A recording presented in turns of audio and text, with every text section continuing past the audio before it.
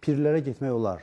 Pirlər ibadət yerləridir, orada Allaha ibadət olunur. Məsələn, Mir Mövsüm ağanın ziyarətine Bəli, istənilən övliyanın məzarı. Misal üçün, mən həmişə misal çəkirəm, Quran-ı Kərimdə pir haqqında danışılır. Həzrət İbrahimin məqamı var, ayaq izi və Kəbənin kənarında qoyulub və Quran deyir ki, namazınızı onun arxasında qılın. Quranda bu ayə deyilir. Maraqlıdır ki, əgər pir inkar olunmalıdırsa, bu ayaq izi nəyə görə lazımdır və Quranda bunun adı niyə çəkilir? Biz bəzi Allah dostları var ki, onlar Allahın nişanələridir yer üzündə. Onları biz yad etməklə Allaha yaxınlaşırıq. Yəni onların məzarı üzərində biz Allaha ibadət etməliyik. O pir sahibinə ibadət etmirik. Kimsə pir sahibinə ibadət edirsə, o Allaha şərik qoşmuş olur. Amma bir insan Allah dostlarının məzarının üzərində Allaha ibadət edirsə, deyə bilərsiniz, bir başqa ilə başqa yerdə də eləsin. Fikir verin, Quran da deyir ki, İbrahimin məqamının arxasında. Çünki bilirsiniz, bəzi insanlar var ki, onlar Allahı bizə xatırladıb, dini yaşadıb və Allahın dostlarıdır. Və Allahın dostlarına sayğı Allahın özünə hörməti ifadə edir. Bilirsiniz, misal üçün, dövlətçiliyin atributu var, bayraq. Əslində, bayraq bir parçadır.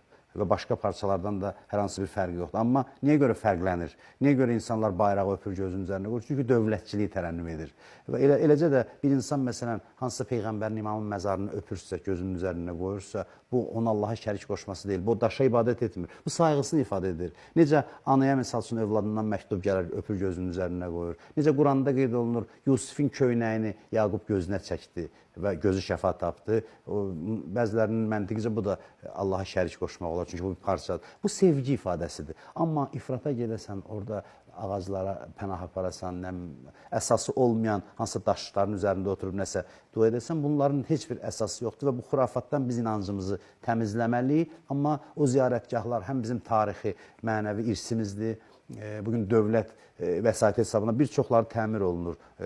Bibeybətdə də biz olmuşuq təmir zamanı, Gəncə İmamzadəsi və digər Azərbaycan arasında bu ziyarətgahlar var. Biz bunları qorumalıyıq, sadəcə insanlara izah etməliyik ki, ifratçılıqdan çəkinsinlər, xurafatdan çəkinsinlər və o yerlərdə Allaha ibadət edib, Allaha sayğılarını ifadə etsinlər və Allah dostlarını da dualarla yad etsinlər.